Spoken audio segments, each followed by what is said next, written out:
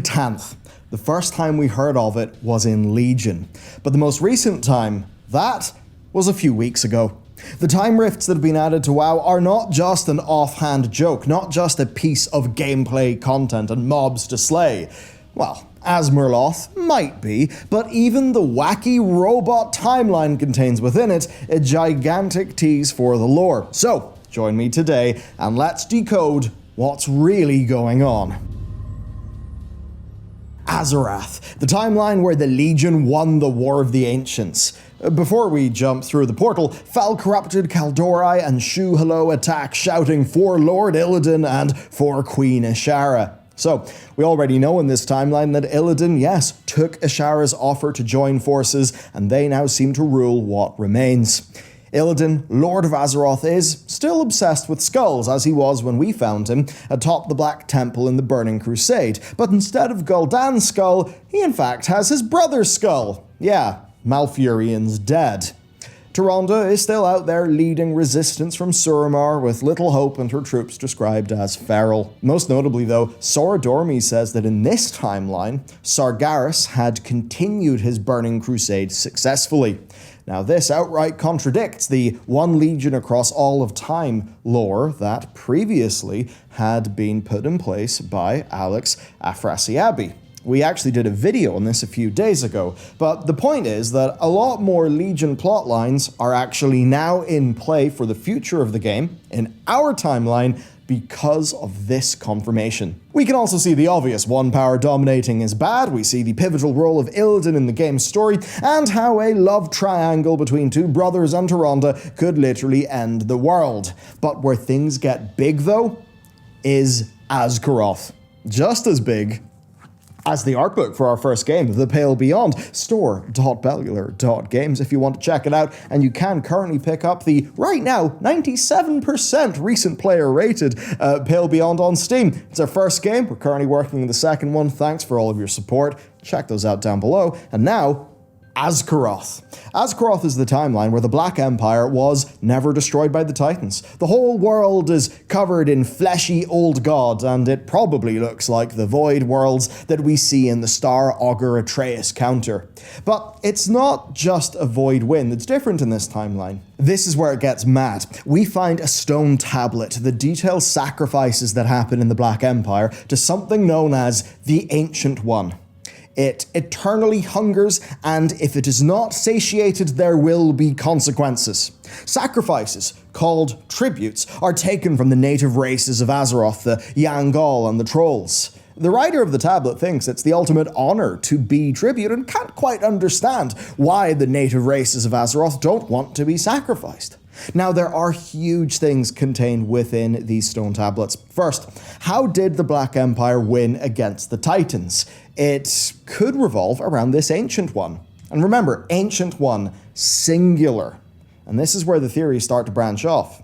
The theory, I suppose, that the Ancient One is the fifth old god that Blizzard pretty much confirmed as being canon in Dragonflight. This was done via us finding a copy of an old book in Neltharion's personal collection, a book that in the past had been retconned to say 4 old gods, but when we saw it in Dragonflight, it indeed said 5 old gods. And do you want to know where that book also recently appeared? In the restored version of Scholomance that they also added in patch 10.1.7, which I think means that 5 old gods is a concept that is in play. So the question then is, what is this Ancient One? Is it the 5th old god? Is it something different? What exactly went on during the Black Empire in our timeline? I mean, perhaps in our timeline, was this Ancient One's power recognized by the other old gods as being a problem, so they teamed up against him, dividing his body into many magical artifacts and essences? If you thought that, well, you could actually tie that into another lore theory that's been going on for a very long time, that Xal'atath is indeed the remnants of a 5th old god. And this is not a harebrained theory, this is directly speculation from Blizzard's own artifact knowledge research notes from Legion. That document speculates that Xal'atath may either be a claw of Y'Shaarj or a 5th old god. Now, in the Dawn of the Infinite mega dungeon, Iridikron wants to reclaim a hungering essence that seemingly was inside Galakrond. And that hungering essence is the thing that made Galakrond do what he did, that made him so very hungry, grow so very large, and actually become a planet and, I suppose, whole Titan plan defying threat. Now, I think that it's not pure randomness that in this one patch we are seeing two things that reference an insatiable hunger. The one point of insatiable hunger that we saw is Galakrond. The other one, of course, that of this Ancient One that needs to be satiated with sacrifices. Now, going back to this timeline. In this timeline, the Ancient One clearly rose to dominance, perhaps subjugated the others, and ended up being so powerful by the time the Titans showed up that there was nothing that they could do. Now, this Ancient One seems to be in absolute control and must be fed. That's the theory, but we could go way deeper because there's a little bit more. What if I told you this Ancient One may be called C'Tanth? And this is where Xal'atath is back. In two ways. Number one, it's where she's back in this video because this ties into something she said in Legion. And also, she's back as in, we saw her silhouette through the Void Portal whenever Iridikron made his exit.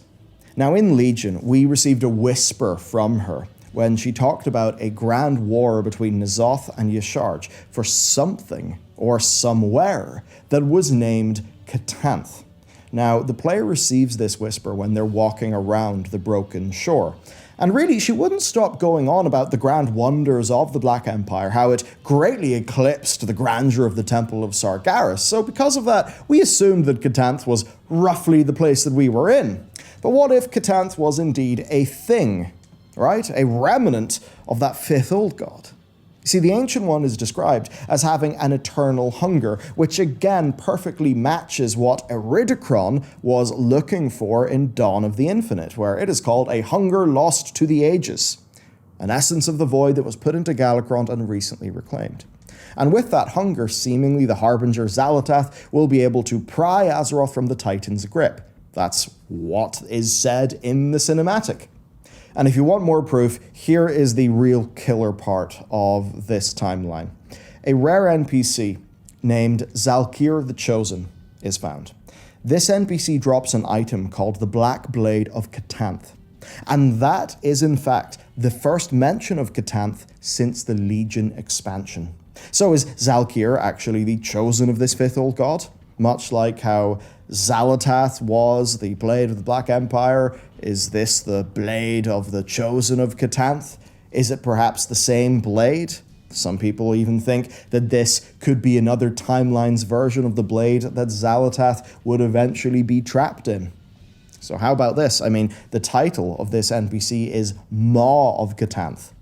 Maw, that's another reference to hunger, right?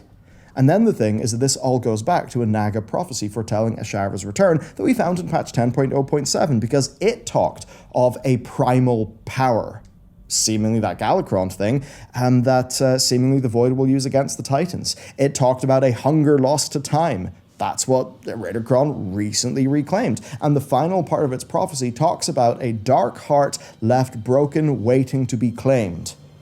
So clearly, Void stuff is looming, and it is larger than the 4 terrestrial old gods we've known so far.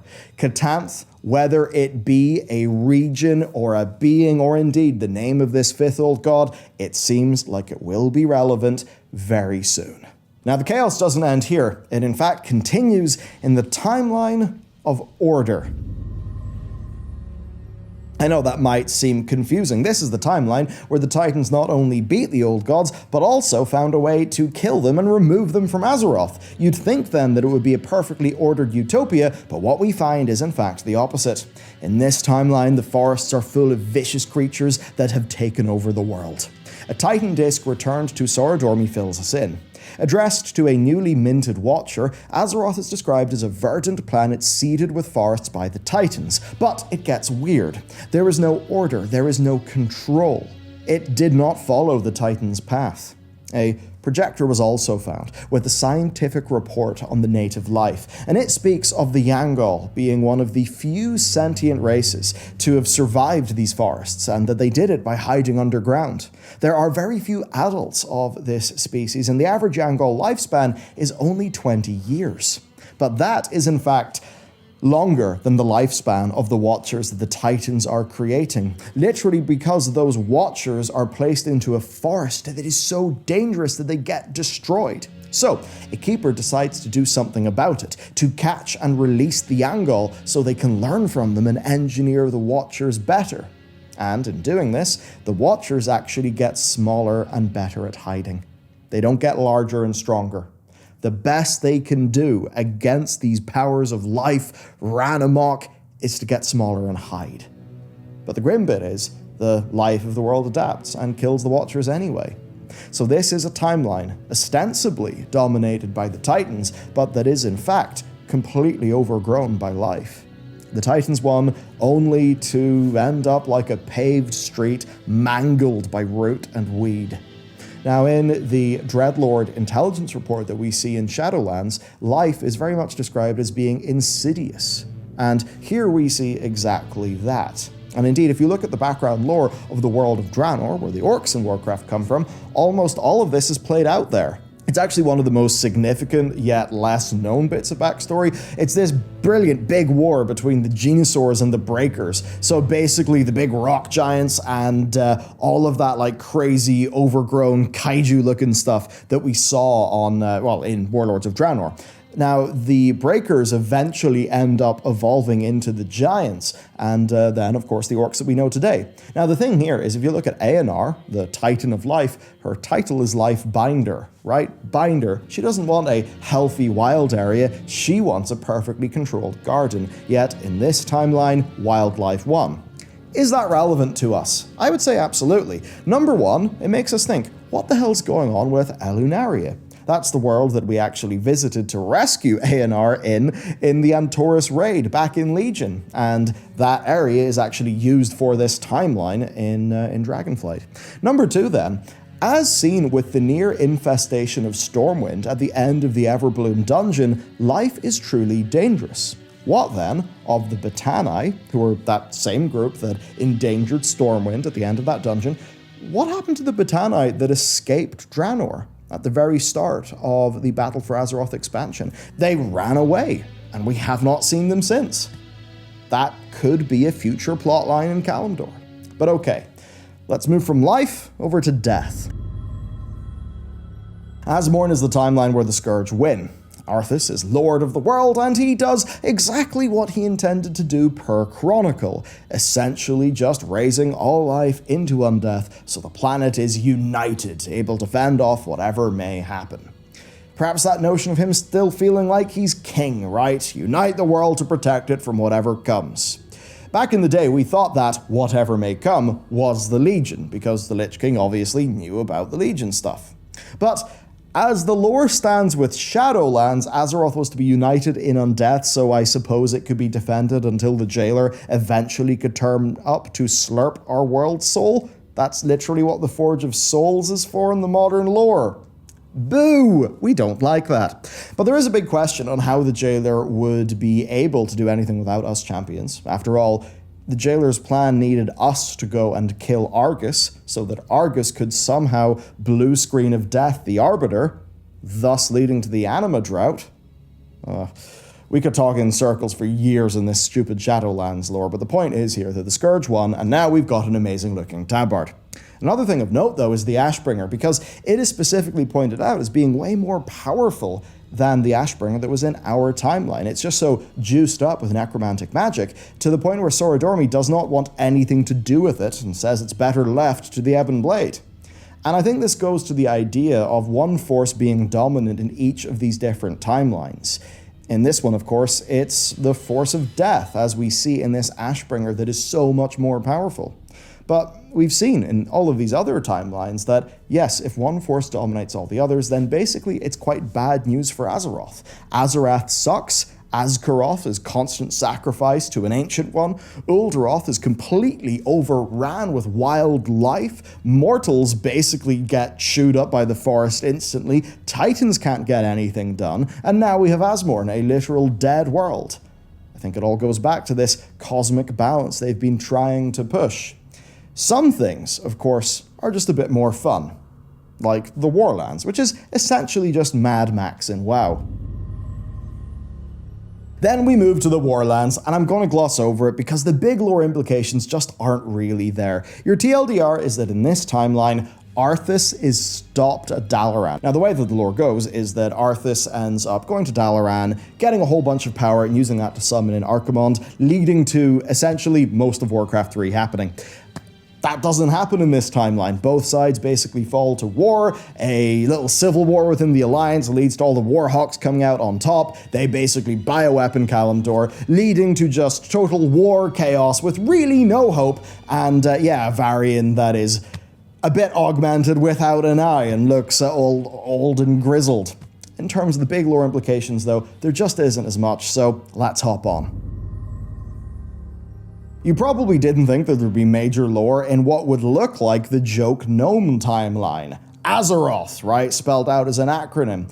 You see, this is the timeline where King Mechagon actually won and tried to turn Azeroth into a gear world.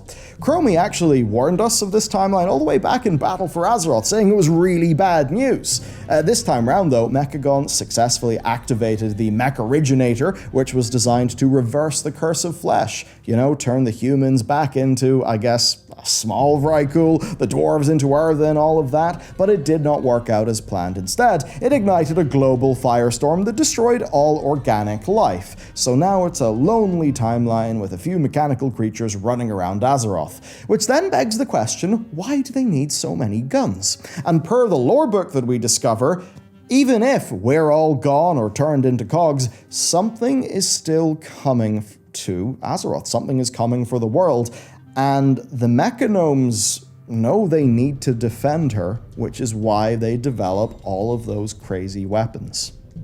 And that's the thing. In each wholly dominated timeline, we do see that it's not utopian. It's not even each side's view of a utopia, seemingly. It all looks like they're gearing up for something. And really, as much as we may have laughed at Zoval's "what is to come" line, because he was such a lame character, it is clear that there's more out there. Perhaps that's what the Void wants us to subvert. Maybe that is what finally drove Nosdormu to turn. I mean, do you remember Morzon's final lines in the End Time Dungeon? Aman'Thul, what I have seen. And I have a feeling whatever he has seen is actually what the Mechagnomes in that timeline are building all their guns for. So, what do you think then? I think that seeing alternate timelines is really fun. We can contrast them to our timeline, work out the differences, and then creatively figure out what Blizzard actually means by that. So at the very least, interesting Legion things, in that we now know it's not one Legion across all time, and that's really good for storytelling potential. It means characters like Archimonde are actually still, people who could feature in the game in the future, which is kind of cool. We know of this Ancient One, a fifth old god, and Cthulhu.